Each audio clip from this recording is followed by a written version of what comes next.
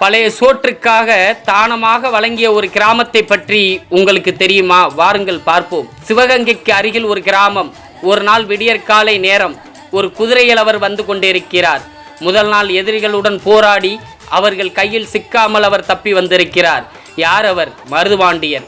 இப்படியெல்லாம் இருந்தும் கூட கடைசி காலத்தில் அவருக்கும் எதிரிகள் பலமுறை பகைவர்கள் அவரை பிடிக்க முயற்சி செய்து முடியவில்லை. ஒரு முறை மருதுபாண்டியர் திருக்கோட்டியூர் பெருமாள் கோயிலுக்கு எதிரில் உள்ள ஒரு மண்டபத்தில் தங்கியிருந்தார். அது எதிரிகளுக்கு தெரிந்துவிட்டது. ஊர் எல்லைக்கு தன்னை பிடிப்பதற்கு பகைவர்கள் வந்துவிட்டார்கள் என்ற செய்தி அவருக்கு எட்டியது. உடனே மருதுபாண்டியர் ஒரு குதிரைக்காரனை தன்னுடன் அழைத்து கொண்டு அவசரமாக புறப்பட்டார். அப்போது அவரது வலது கையில் சிலந்தி உண்டாகி வேதனை கொடுத்தது. அதில் ஒரு கட்டு போட்டு கொண்டு அங்கிருந்து அவர் புறப்பட்டு விட்டார். அவ்விதம் புறப்பட்டவர் தான் மறுநாள் காலையில் அந்த கிராமத்துக்கு வந்து சேர்ந்தார். ஒரு கூரை வீடு, அதன் எதிரில் வயது முதிர்ந்த மூதாட்டி ஒருவர் கோலம் போட்டு கொண்டிருந்தார். அங்கே போய் குதிரை நின்றது. அந்த மூதாட்டி நிமிர்ந்து பார்த்தார். மருதுபாண்டியரின் கம்பீரமான தோற்றம் மூதாட்டியின் மனதில் அன்பை ஏற்படுத்தியது.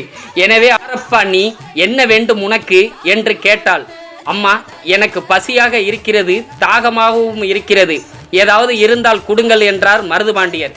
ராத்திரி தண்ணீரில் போட்டு வைத்த பழைய சோறு உள்ளது, வா போடுகிறேன் என்று சொல்லிக்கொண்டே மூதாட்டி மருதுபாண்டியரை தன் குடிசைக்குள் அழைத்து சென்றாள். சொன்னது போலவு அன்பாக உபசரித்தார். அம்மா, இரவு முழுவதும் நான் தூங்கவில்லை. இங்கே மறைவாக ஒரு இடம் கிடைத்தால் குதிரையை கட்டி போட்டு விட்டு தூங்கலாம் என்று பார்க்கிறேன் என்றார். வீட்டுக்கு பின்னால் கொட்டகை உள்ளது, அங்கே குதிரையை கட்டி போட்டு விட்டு படுத்துக்கொள், யாரும் உன்னை தொந்தரவு செய்ய மாட்டார்கள், குதிரைக்காகவும் தீனி போடுகிறேன் என்றார் மூதாட்டி. மருதுபாண்டியருக்கு ராஜபோசனத்தை விட அந்த பழைய சோறும் பண்பாடு மிகவும் உயர்ந்ததாக தெரிந்தது. அந்த மூதாட்டி கொடுத்த ஓலைப்பாயை வாங்கி கொண்டு பின்பக்கத்தில் குதிரையை கட்டினார். அயர்ந்து தூங்கினார். கண் விழித்த போது சூரியன் உச்சத்தில் இருந்தான். அந்த கூரை வீட்டில் சாப்பிட்ட சாப்பாடும் தூங்கின தூக்கமும் மருதுபாண்டியருக்கு உடலிலும் மனதிலும் உற்சாகத்தை கொடுத்தது. நன்றி உணர்வுடன் மூதாட்டியை பார்த்து, இவர்கள் காட்டிய அன்புக்கு உலகத்தையே கொடுத்தாலும் ஈடாகாது என நினைத்து கொண்டார். அம்மா, உங்கள் வீட்டில் ஒரு எழுத்தாணி இருந்தால் கொண்டு வாருங்கள் என்று கேட்டார். என் பிள்ளைகள் ஒரு விசேஷத்திற்கு வெளியூர் சென்றுள்ளனர், அதையெல்லாம் அவர்கள் எங்கு வைத்திருப்பார்கள் என்று எனக்கு தெரியாது என்றார் மூதாட்டி. சரி, பரவாயில்லை என்று கூறிய மருதுபாண்டியர் குதிரைக்காரனை கூப்பிட்டு அந்த வீட்டு கூரையிலிருந்து ஒரு பனை ஓலையும் பக்கத்து வேலியிலிருந்து ஒரு முள்ளையும் எடுத்து கொண்டு வா என்றார். குதிரைக்காரன் அவர் சொன்னது போல செய்தான். இந்த கிராமத்தை இந்த மூதாட்டிக்கே கொடுக்கிறேன், இனி இந்த கிராமம் முழுவதும் மூதாட்டிக்கு சொந்தமானது கையெழுத்திட்டார். முள்ளால் எழுதிய அந்த தர்ம சாசனத்தை மருதுபாண்டியர் மூதாட்டியிடம் கொடுத்தார்.